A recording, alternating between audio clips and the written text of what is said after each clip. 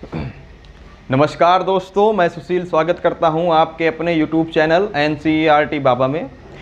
काफ़ी समय से वीडियो नहीं आ पाए, उसके लिए क्षमा चाहता हूं। थोड़ा समय व्यतीत हो गया, कहीं पर बिजी हो गया।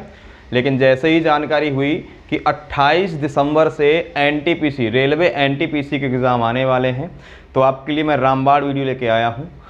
आपको यहाँ पर हमारे चैनल पर रेलवे के जो भी संबंधित सिलेबस है, चाहे वो गणित हो, चाहे वो रीजनिंग हो, करंट अफेयर हो या जीके जीएस हो, सभी मटेरियल यहाँ पर मिलेंगे आपको। वीडियो आपको जो भी मिलेगा आधा घंटा 1 घंटे का बिल्कुल फैक्ट बेस होगा और रेलवे के एग्ज़ाम की दृष्टि से अति महत्वपूर्ण होगा।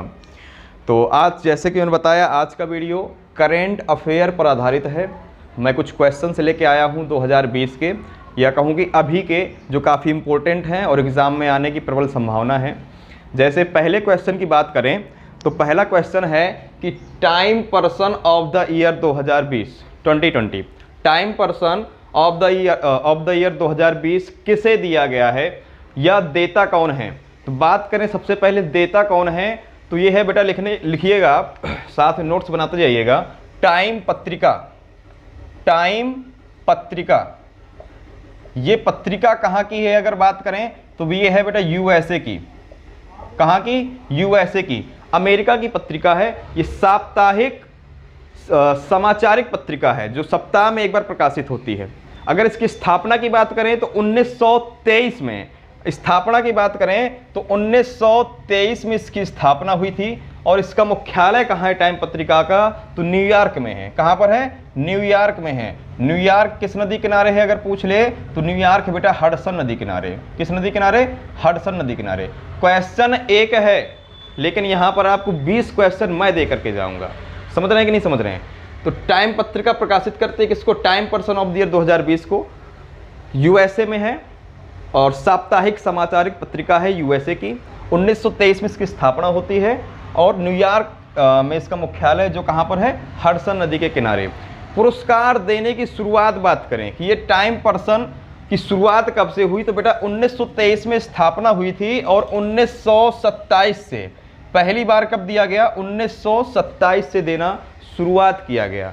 जब शुरू किया गया तब इसका नाम था मैन ऑफ द ईयर। क्या नाम से शुरू हुआ था? Man of the year. और अब इसका नाम क्या हो गया है? Person of the year. ठीक है, तो बात करते हैं अब कि time person of the year किसे बनाया गया है। तो 2 लोगों को संयुक्त रूप से बनाया गया है। अभी आप लोगों को याद होगा कि 3 नवंबर को अमेरिका में चुनाव हुए थे। ठीक है, इसमें जीता कौन था? Joe Biden. तो अमेरिका का जो नवनिर्वाचित राष्ट्रपति है ये कौन है? Joe Biden. बिडेन, ठीक है। और उपराष्ट्रपति कौन बना है? वाइस प्रेसिडेंट की बात करें बेटा तो कमला हैरिस। कमला हैरिस ये अमेरिका की पहली अश्वेत महिला राष्ट्रपति। याद रखिएगा, एक क्वेश्चन स्टार लगाइएगा यहाँ पर कि अमेरिका की पहली अश्वेत महिला उपराष्ट्रपति कौन बनी है, तो वो है कमला हैरिस। ठीक है, ये किस पार्टी से? ये क्वेश्चन बार बार पूछा जाता है कि जो बिडेन है, ये आ सकता है क्वेश्चन, किस पार्टी संबंधित हैं? तो उनके पार्टी का नाम है डेमोक्रेटिक पार्टी। Democratic party. ठीक है, इन्होंने हराया किसको है अगर ये पूछ ले, या ये पूछ ले कि जो बिडेन के पहले अमेरिका का राष्ट्रपति कौन था, तो वो थे डोनाल्ड ट्रंप। आप याद कर सकते हो, डोनाल्ड ट्रंप। ये किस पार्टी से थे? ये किस पार्टी से थे? तो बेटा ये थे रिपब्लिक पार्टी से। किससे? रिपब्लिक पार्टी से थे। ठीक है, तो जो बिडेन जो अब क्या बन गए हैं? राष्ट्रपति बन गए हैं। कहाँ के? यूएसए, मतलब अमेरिका के। किनको हराकर? डोनाल्ड ट्रंप को हराकर।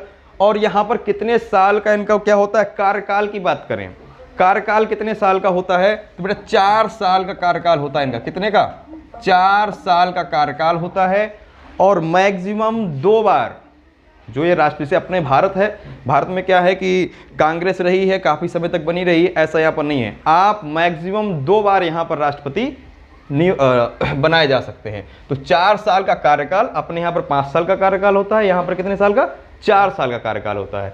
और यहाँ पर मैक्सिमम 2 टाइम मैक्सिमम 2 टाइम आप यहाँ के राष्ट्रपति बनाए जा सकते हैं। जैसे कि अभी पिछली बार डोनाल्ड ट्रंप से पहले की बात करें तो बराक ओबामा थे, वो 2 बार रहे थे, एक 4 साल उन्होंने कार्यकाल पूरा किया, दोबारा नियुक्त हुए, फिर 4 साल रहा। और उन्हीं बराक ओबामा में के कार्यकाल के समय जो बिडेन वहाँ के उपराष्ट्रपति थे, ये भी याद रखिएगा, ठीक है। तो जो बिडेन और किसको हराया, डोनाल्ड ट्रंप को, और कमला हैरिस ने अगर पूछे किसको हराया है तो वो है माइक पेंस, माइक पेंस। देखिए एग्जाम के हिसाब से जो इम्पोर्टेंट है मैं उस सब लेकर आया हूँ, क्वेश्चन एक है लेकिन पोस्टमार्टम पूरा करके जाऊंगा, ठीक है। इतनी बात हुई, अब समझिएगा। हाँ, टाइम पर्सन की बात कर रहा था मैं, तो time person of the year 2020 किसको दिया गया, संयुक्त रूप से जो बिडेन और कमला हैरिस को। क्लियर, कोई डाउट नहीं है। आगे बढ़ते हैं बेटा, ये तो बात होगी 2020 की। बात करते हैं 2019 का किसे दिया गया था। देखिए टाइम पर्सन पे आया हूँ तो पूरा लपेटूंगा, A to Z छोड़ूंगा कुछ भी नहीं। अब यहाँ पर बात करता हूँ, यहाँ पर लिखता हूँ मैं कि टाइम पर्सन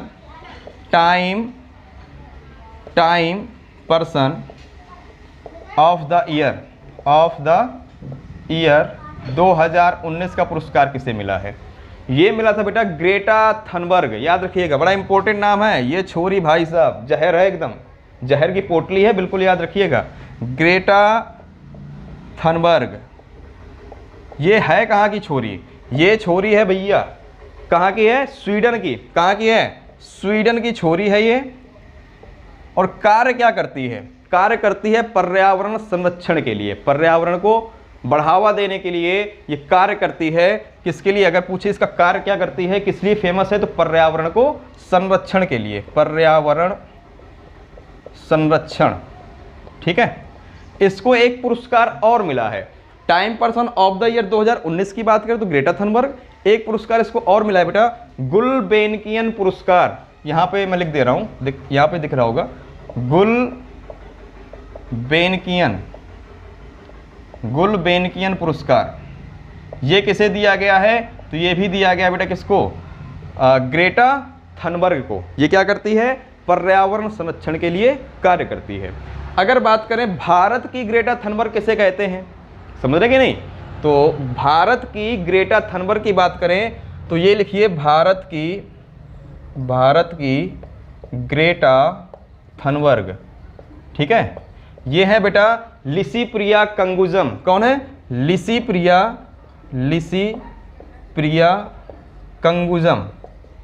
कंगुजम, ठीक है। ये इनको क्या कहते हैं, भारत की ग्रेटा।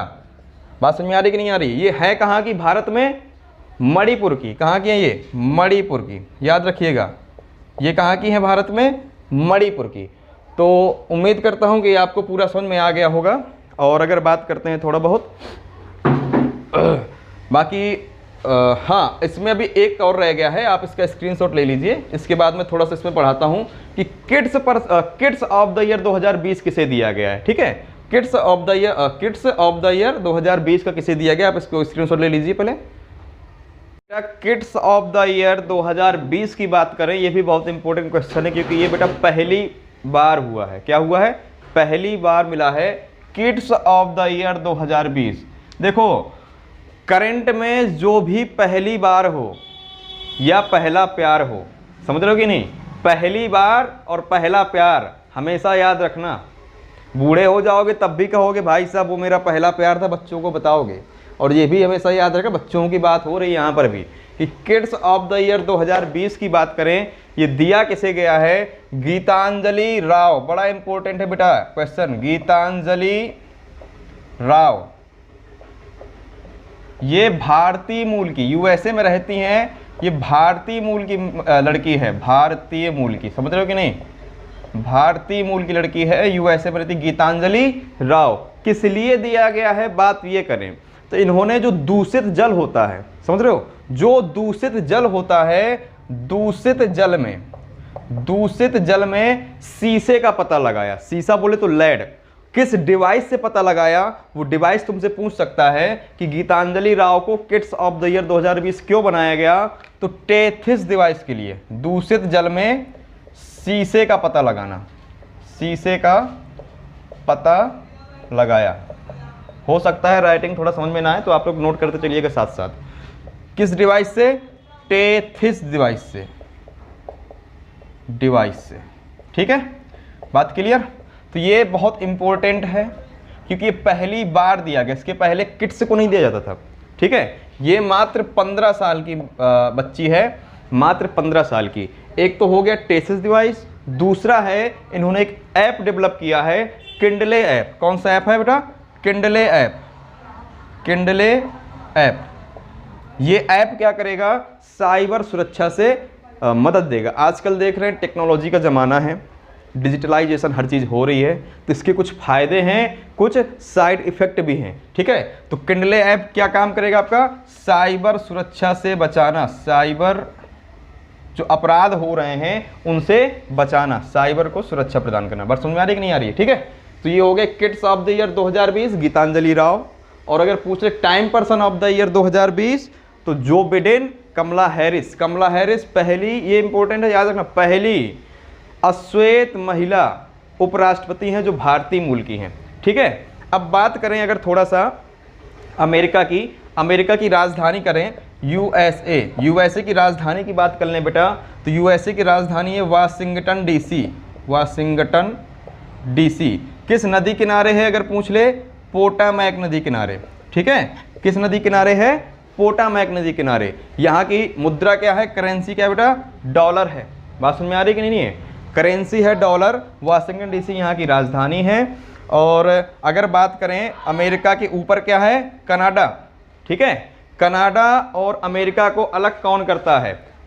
कनाडा और अमेरिका को बेटा अलग क्या करता है? तो 49 डिग्री चैनल।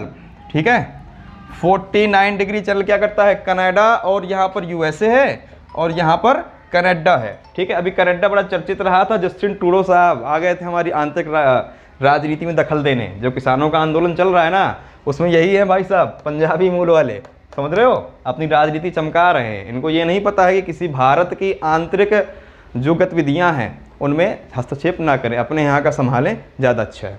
ठीक है, तो 49 डिग्री चैनल अलग करता है। अब तुमको ये बताना है, एक HW भी तुमको दूंगा यहाँ पर, कि कनाडा और यूएसए के नीचे क्या है? मैक्सिको।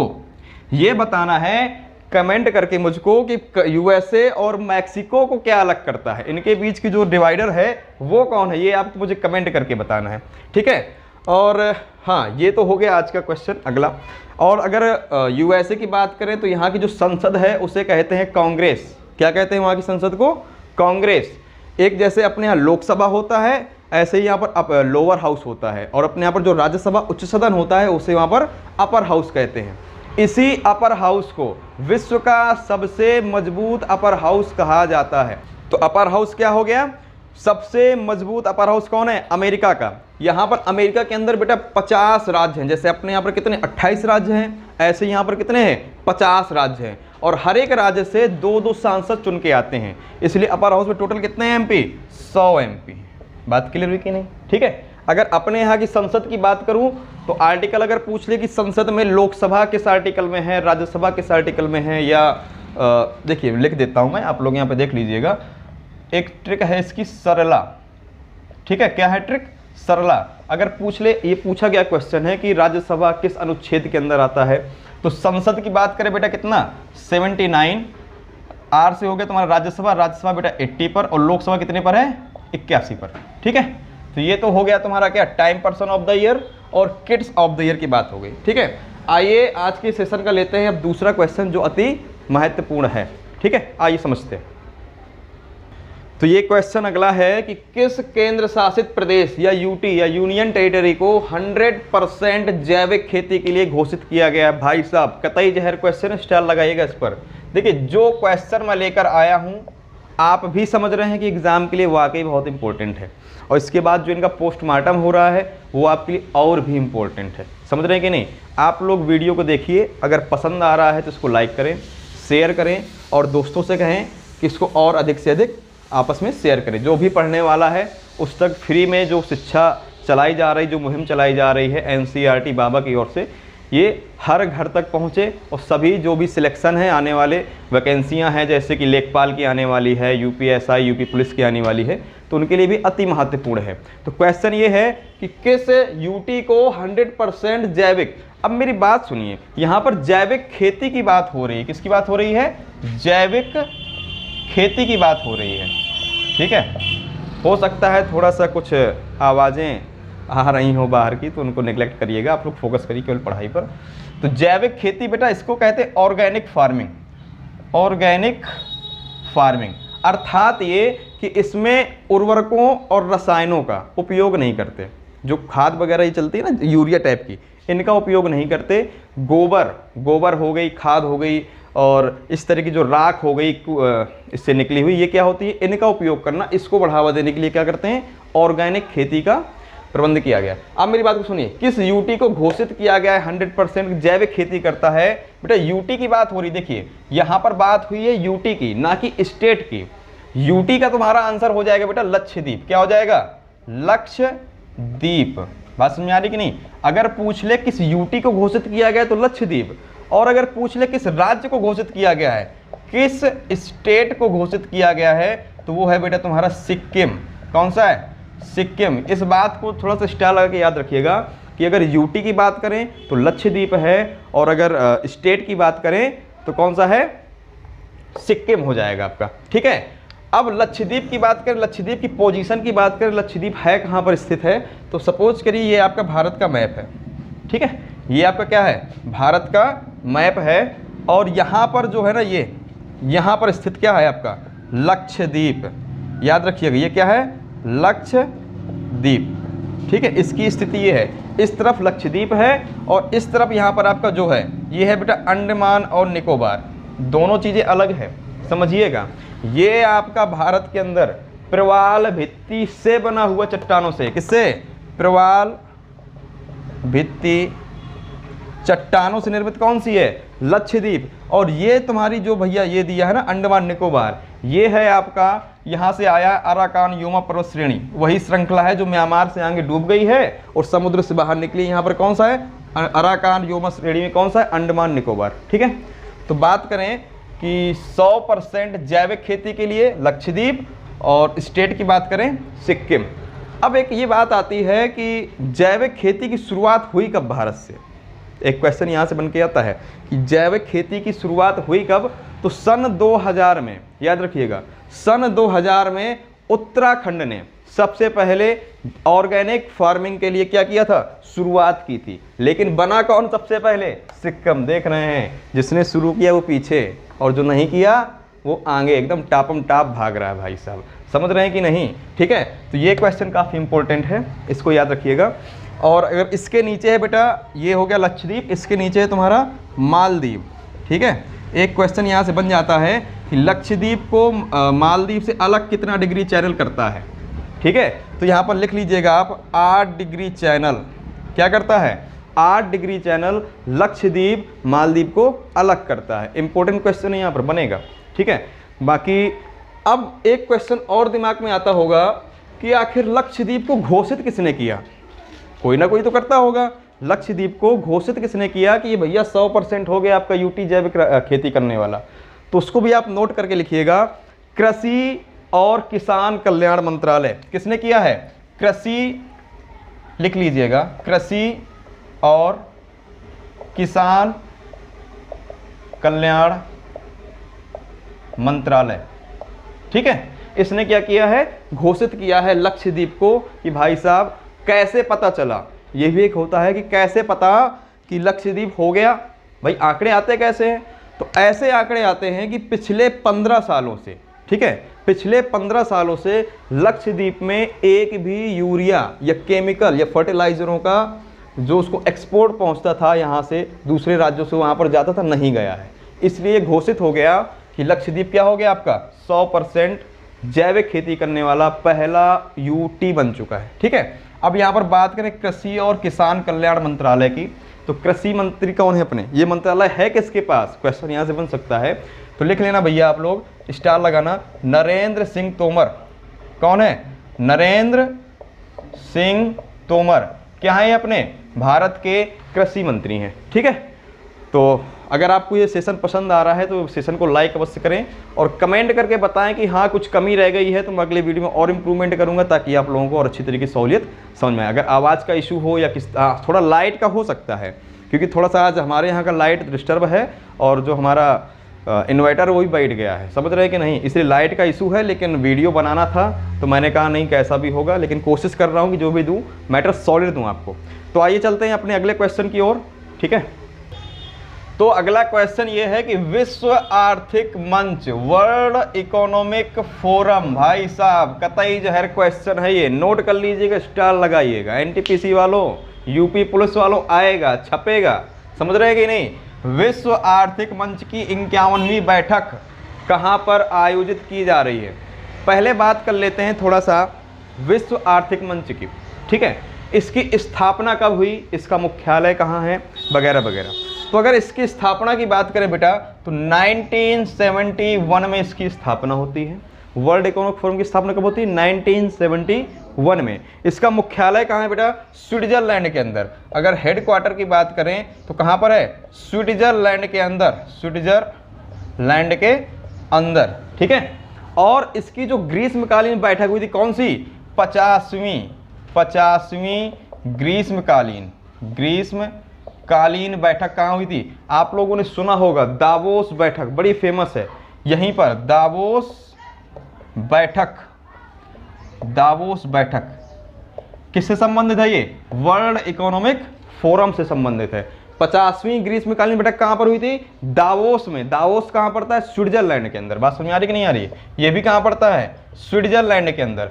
इसी 50वीं बैठक में, दावोस बैठक में दीपिका पादुकोण को कौन सा अवार्ड दिया गया था बेटा, क्रिस्टल अवार्ड है। नोट करना, ये पूछा गया क्वेश्चन, अभी दिल्ली पुलिस में आया था ये वाला क्वेश्चन कि क्रिस्टल अवार्ड किसे दिया गया है।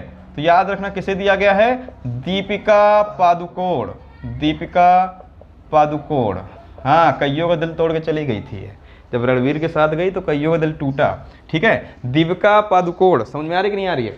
अब आइए आप इस क्वेश्चन पर इसका हेड कौन है, अगर पूछे वर्ल्ड इकोनॉमिक फोरम का हेड कौन है तो क्लास शवाब। क्या है इसका हेड, हेड कौन है इसका, हेड है बेटा क्लास शवाब। ये कौन है इसके हेड हैं। अब क्वेश्चन यहां पर बनता है कि 51वीं बैठक कहां पर, देखिए अभी ये रिसेंटली आया है कि 51वीं बैठक कहां पर होनी है। इसके पहले प्रस्तावित थी ल्यूसर्न के अंदर। आप यहाँ पर डाउट मत रहिएगा, जिन्होंने ल्यूसर्न पढ़ा है वो अपने आप को अपडेट कर लें। प्रस्तावित कहाँ पर थी, प्रस्तावित थी बेटा ल्यूसर्न के अंदर। ठीक है, लेकिन अब कंफर्म हो गई है कि होगी कहाँ पर, अगर ये पूछ ले तो सिंगापुर के अंदर। कहाँ पर, सिंगापुर। और ये भाई साहब बड़ा जहर क्वेश्चन है, फिर से आ गया। अब पूछिए कैसे, क्योंकि वर्ल्ड इकोनॉमिक फोरम की ये पहली बैठक ऐसी होगी जो एशिया के अंदर हो रही है, इसलिए बहुत इंपॉर्टेंट है। पहली बार एशिया के अंदर हो रही है, कौन सी, सिंगापुर में, वर्ल्ड इकोनॉमिक फोरम की। तो एक क्वेश्चन ये आता है, तो क्या ये पहली बार कहीं बाहर हो रही है, नहीं ऐसा नहीं है, एक बार और हो चुकी है। कहाँ पर, 2002 में, 2002 में हुई थी बेटा। कहाँ पर हुई थी ये, यूएसए के अंदर, यूएसए में न्यूयॉर्क के अंदर, न्यूयॉर्क के अंदर हुई थी 2002 में। न्यूयॉर्क किस नदी किनारे है, हडसन नदी किनारे। किस नदी किनारे है, हडसन, याद कर लेना, परेशान मत हो। ठीक है, सिंगापुर की बात करें बेटा तो सिंगापुर में मतलब एशिया में पहली बार हो रही है वर्ल्ड इकोनॉमिक फोरम की बैठक, इसलिए बड़ा इंपॉर्टेंट है, एग्जाम में छपेगा, आप नोट करिएगा, एग्जाम में छपेगा। सिंगापुर की बात करें तो सिंगापुर का प्रधानमंत्री कौन है, हाँ सिंगापुर का प्रधानमंत्री कौन है, इसलिए थोड़ा इंपॉर्टेंट है सिंगापुर। यहाँ पर याद रखिएगा, ली सिएन लुंग। ठीक है, ये कौन है, सिंगापुर का प्रधानमंत्री। याद कैसे करोगे, ली सिएन लुंग। लुंग का मतलब समझ रहे, लुंगी डांस। जैसे ही हमने सिंगापुर जीता और क्या करेंगे अपन लोग, लुंगी डांस। अब समझिए यहाँ पर इंपॉर्टेंट है क्या, सिंगापुर में पहली बार कोई विपक्ष का नेता बना है, ये बहुत इंपॉर्टेंट है। सिंगापुर में पहली बार, ठीक है, पहली बार कोई विपक्ष का नेता बना कौन है बेटा, प्रीतम सिंह। याद रखिएगा, ये भी कौन है, देखिए भारतीय कहाँ कहाँ डंका बजा रहे हैं, समझ रहे हैं कि नहीं, ऐसे ही आपको ही बजाना है। तो प्रीतम सिंह ये क्या है, भारतीय मूल के हैं, जो कहाँ पर, सिंगापुर के अंदर विपक्ष के नेता बने हैं। इनको वोट कितना मिला है अगर पूछ ले तो 10%। समझ रहे हैं कि नहीं, 10%। और ये पहली बार हुआ है कि सिंगापुर में कोई विपक्ष का नेता बना है, इसलिए बड़ा इंपॉर्टेंट है। तो अपन का क्वेश्चन था कि वर्ल्ड इकोनॉमिक फोरम की क्या बैठक कहाँ पर होनी है, स्विट्जरलैंड के बाहर, एशिया में पहली बार, सिंगापुर के अंदर। ठीक है, 50वीं कहाँ हुई थी, दावोस में बैठक हुई थी। और दावोस बैठक में क्रिस्टल अवार्ड किसको मिला था, दीपिका पादुकोण को। ठीक है, काफ़ी इंपॉर्टेंट क्वेश्चन लेके आया हूँ। फिर भी अगर आपको लगता है कि कहीं कोई समस्या है आवाज़ में, वीडियो में, तो आप मुझे कमेंट करके बताइएगा। और अगर आपको वीडियो पसंद आ रहा है तो लाइक करिएगा, शेयर करिएगा। ठीक है, आइए चलते हैं आज के अगले क्वेश्चन की ओर।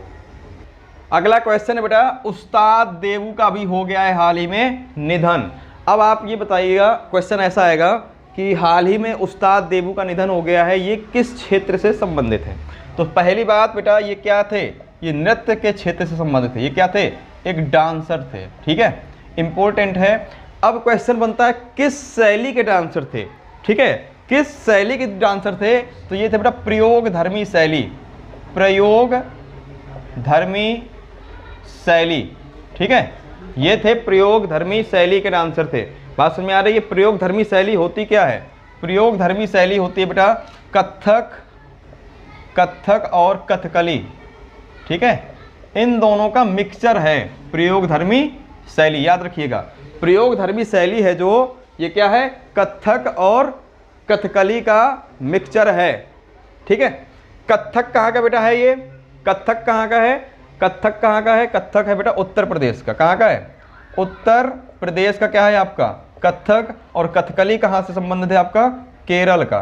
ठीक है, तो याद रखिएगा प्रयोग धर्मी शैली संबंधित कौन था, उस्ताद देवू। ये क्या थे, एक नृत्यक थे। ठीक है, प्रयोग धर्मी शैली कथक और कथकली का मिक्सअप था। कथक कहाँ का क्लासिकल डांस है, उत्तर प्रदेश का, और कथकली कहाँ का है, केरला का। ठीक है, कथक की बात करें तो इसमें जो गोल गोल घूमते हैं, एक क्वेश्चन यहाँ पर आया हुआ है यूपीएसआई में, पिछली बार आया था कि जो गोल गोल घूमते उसे क्या कहते हैं, उसे घिरनी कहते हैं। याद रखिएगा, इसमें जो ऐसे गोला बना के घूमते हैं उसको कहते हैं घिरनी। और कथकली में क्या होता है, एक तरफ आधे पर यहाँ पर रेड कलर और आधे पर चेहरे पर यहाँ पर ग्रीन कलर लगाकर इस पर डांस किया जाता है। ठीक है, और इसका एक क्वेश्चन यहाँ से बनता है कि पंडित बिरजू महाराज इसके बड़े फेमस हैं, याद रखिएगा, पंडित बिरजू महाराज। ठीक है, और इसमें एक दो नाम बता देता हूँ आपका। हाँ, धक धक गर्ल, कौन सी, माधुरी दीक्षित। ठीक है, धक धक गर्ल लिख लो भाई साहब, धक धक गर्ल। समझ रहे कौन है ये, माधुरी दीक्षित। ठीक है, केरल की बात करने चलिए लाइव में, थोड़ा सा आपको यहाँ पर क्लासिकल डांस पे आ गया हूँ तो थोड़ा सा क्लासिकल डांस की बात कर लेते हैं। क्लासिकल डांस एक्चुअल में है कितने, 8 हैं बेटा। कितने हैं, 8 हैं, याद रखिएगा। और एग्जाम के लिए अति महत्वपूर्ण है कि क्लासिकल डांस कौन कौन से होते हैं। देखिए, कथक की बात हुई, मैं यहाँ पर कर देता हूँ, दिख रहा होगा आपको। कथक की बात करें तो बेटा ये है उत्तर प्रदेश का, या उत्तरी भारत का भी हो। ठीक है, दूसरा करते हैं कथकली, कथकली, कथकली ये है आपका केरला। कहाँ का है, केरला। और एक केरला का और है मोहिनी अट्टम। ठीक है, मोहिनी अट्टम, ये भी डांस कहाँ का है, केरला का है। मोहिनी अट्टम की उत्पत्ति की बात करें तो आपने सुना होगा जब विष्णु भगवान ने मोहिनी का रूप रखा था, किसको, किसके लिए, भस्मासुर को उसका नाश करने के लिए। तो ये वहीं से उन्होंने जो डांस किया था वो कौन सा था, मोहिनी अट्टम। और बात करें बेटा मणिपुर का, एक मणिपुरी है, मणिपुरी, ये मणिपुर का है। ठीक है, सत्रिया बात करें, सत्रिया है बेटा कहाँ का, असम का। सत्रिया की बात करें, सत्रिया, ठीक है, सत्रिया है आपका असम का।